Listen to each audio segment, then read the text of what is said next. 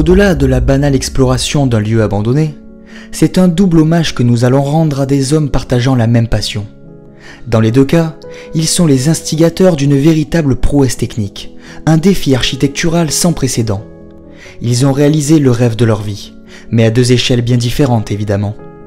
Si l'original affiche fièrement ses 300 mètres de hauteur, la seconde s'en contentera d'une dizaine. Et pour cause, son créateur était seul contre 300 ouvriers sur le chantier du célèbre ingénieur. Proportionnellement, à effort égal, celle-ci n'aurait donc dû mesurer qu'un malheureux mètre. On imagine donc facilement les efforts fournis, le travail accompli et la volonté sans faille de son unique concepteur-constructeur. Cette atypique création, fidèle réplique de sa grande sœur parisienne, aura été l'œuvre de sa vie, une quête spirituelle similaire à celle de Gustave Eiffel. Quelles ont été ses motivations? Pourquoi ce choix? Une admiration sans borne pour l'illustre architecte? Ou simplement un acte patriotique? La réponse à cette énigme, si elle existe, nous allons tenter de la trouver à l'intérieur de sa maison désormais à l'abandon depuis son décès. Allons ensemble marcher dans les pas de cet artiste anonyme. Son univers post-mortem nous livrera peut-être quelques-uns de ses secrets.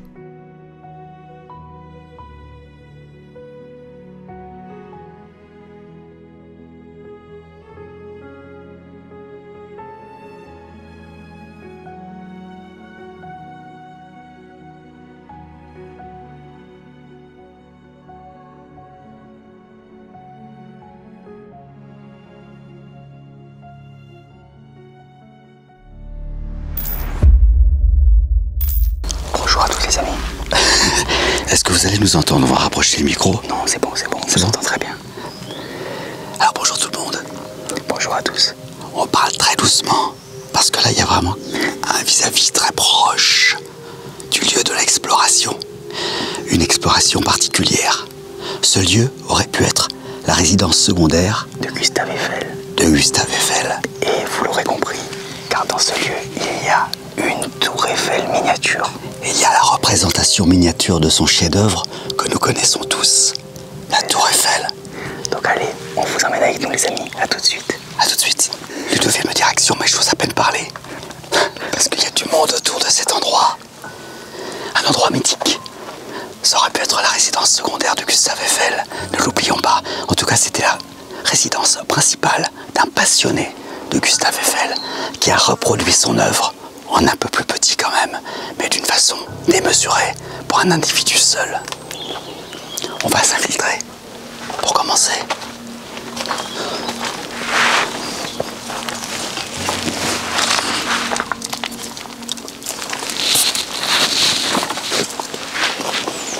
Parfait. Je te vois me donner la caméra. Je te donne la caméra. Et je vais le filmer en train de se filtrer lui aussi.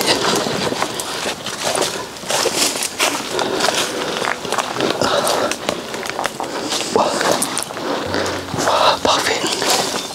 Je reprends la caméra. Et on va s'approcher en espérant pouvoir faire cette vidéo de la façon la plus facile. On a déjà un spectateur qui est là. Heureusement, il est discret. On a ce toutou qui vient là. On ne sait pas d'où il arrive. On va y aller très doucement. Regardez. Vous voyez déjà droit devant le chef-d'œuvre qui a été réalisé ici par ce passionné dont nous ne connaissons rien.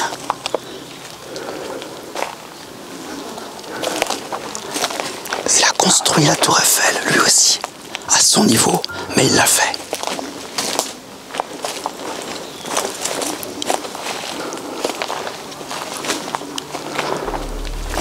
On va s'approcher peu à peu. Il y a ces immondices qui sont là, ces tas d'ordures. Mais on fait quand même très attention, même si c'est abandonné, parce que les voisins sont particulièrement vigilants. On a une vieille caravane ici. On a une très vieille Mercedes sur la droite qui est carrément sous la végétation. Incroyable. C'est fou. Et ce qui nous intéresse, c'est ça. On n'est même pas certain de pouvoir pénétrer à l'intérieur de la maison, mais finalement, la seule chose qui nous intéresse aujourd'hui, c'est cette réalisation artistique d'un anonyme à un artiste complètement anonyme qui a laissé ça avec sa maison. nous aurions aimé pénétrer à l'intérieur, on va essayer de le faire pour avoir des informations concernant cette personne et comprendre ses motivations. Je vous la remonte quand même parce que c'est assez fou. Oh, incroyable. Allez, c'est parti. On va essayer discrètement d'accéder à cette tour Eiffel.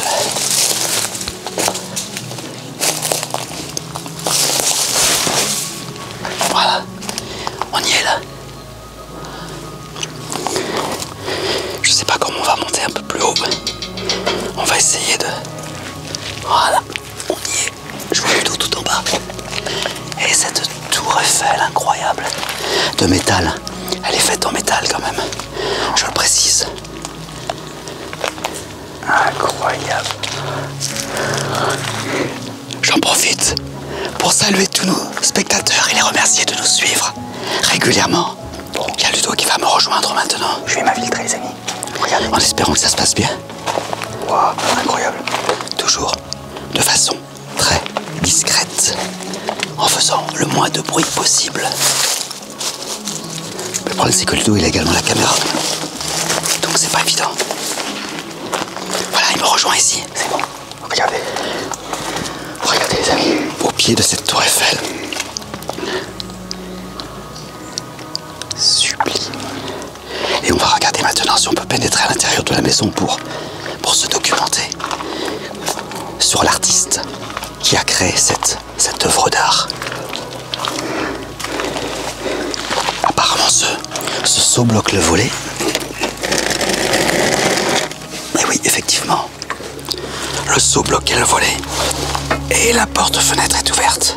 Allez, infiltration dans les lieux, dans cette maison où règne un capharnaüm sans nom.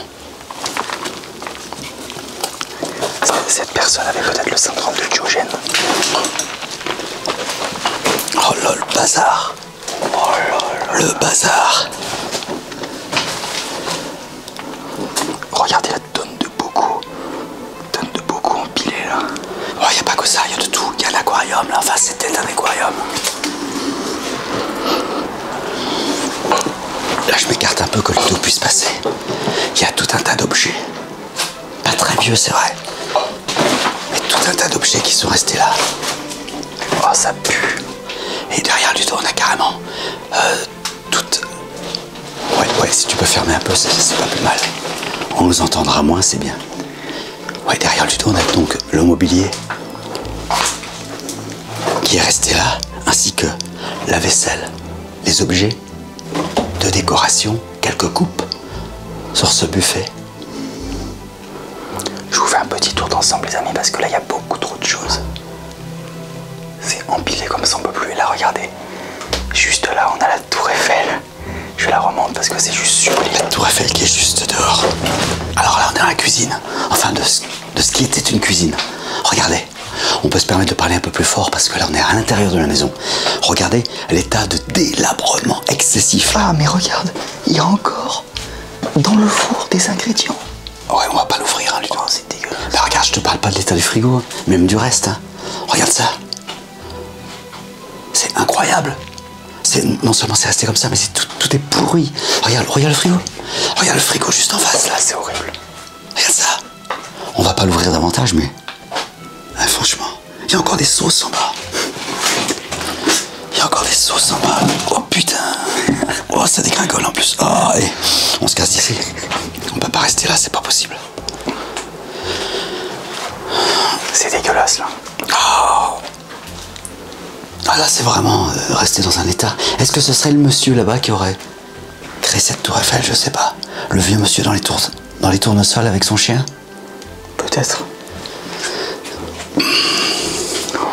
En tout cas, nous visitons la maison où il a vécu, cet artiste. Et regardez, ça c'est la porte d'entrée. Ouais, c'était. Parce que là, maintenant, franchement, c'est... On continue à visiter. On peut même pas accéder dans certaines pièces. Avec ces salles de bain, on va laisser tomber. Là, on a un vieux poêle qui chauffait la maison.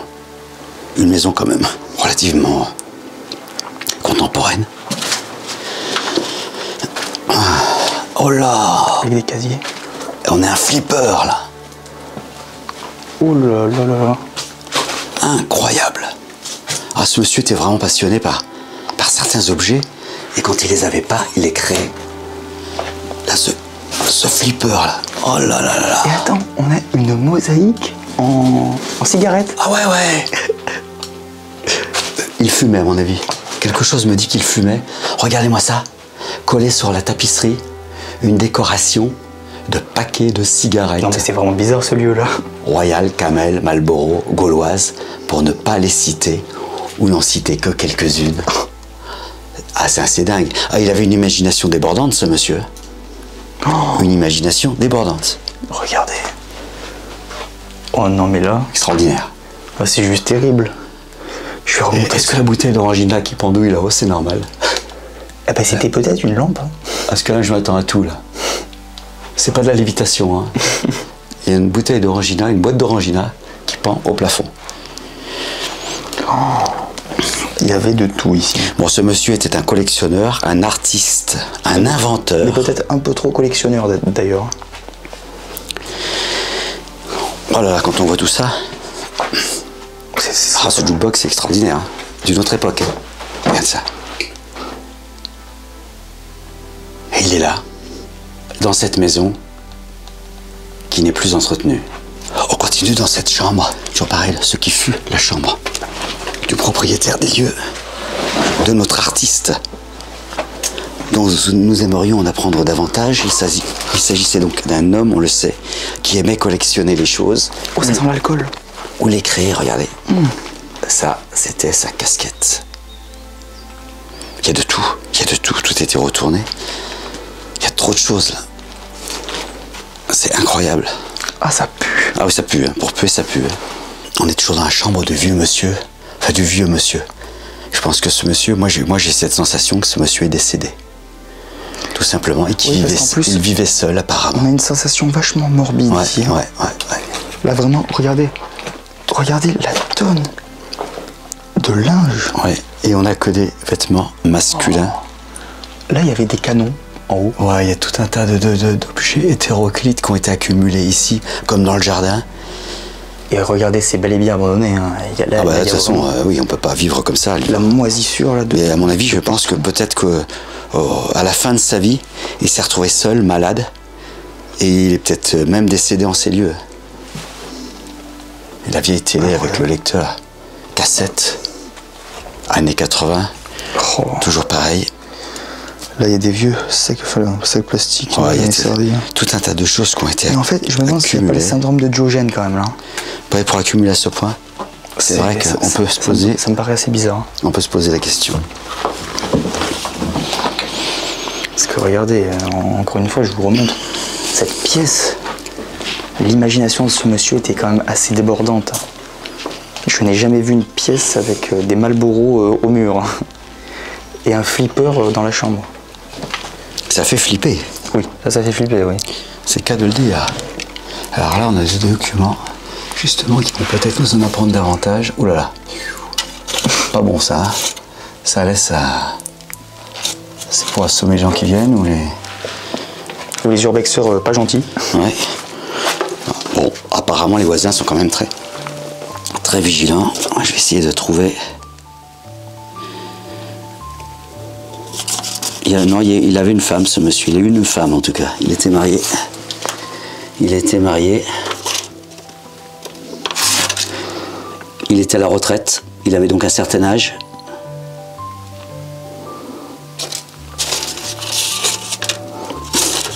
Alors, en fait, je pense même que la dame a vécu après le monsieur, ici. Ah bon? Ouais.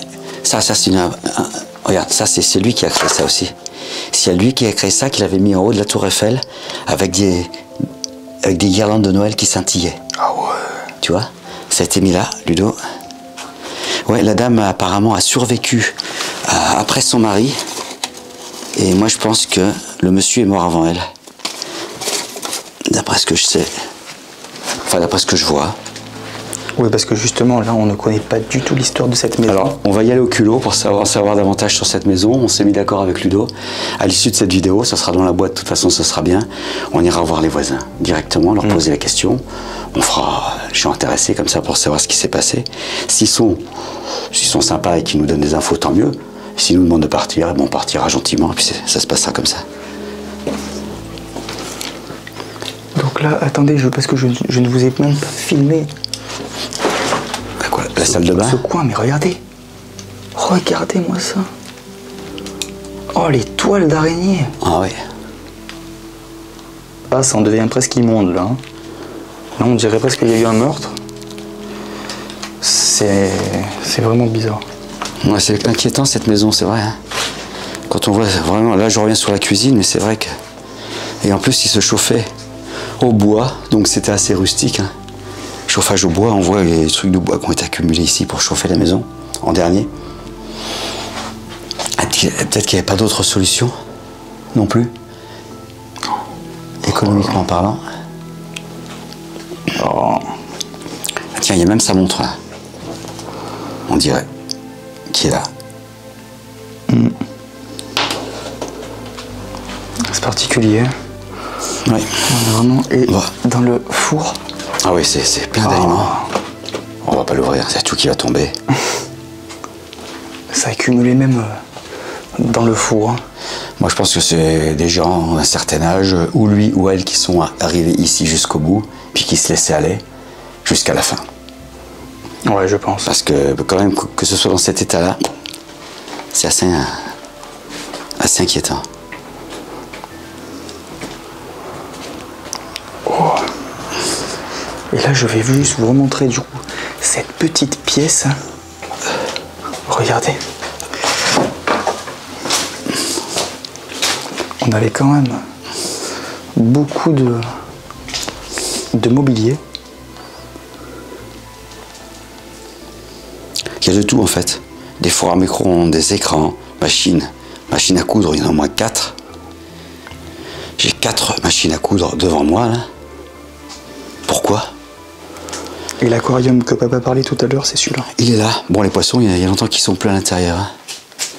C'est fini pour eux. Plein de cassettes, regardez. De vieilles cassettes de films empilées. Enfin bon, tout était stocké ici, plus ou moins bien. On va regagner l'extérieur, Ludo. Allez, c'est parti.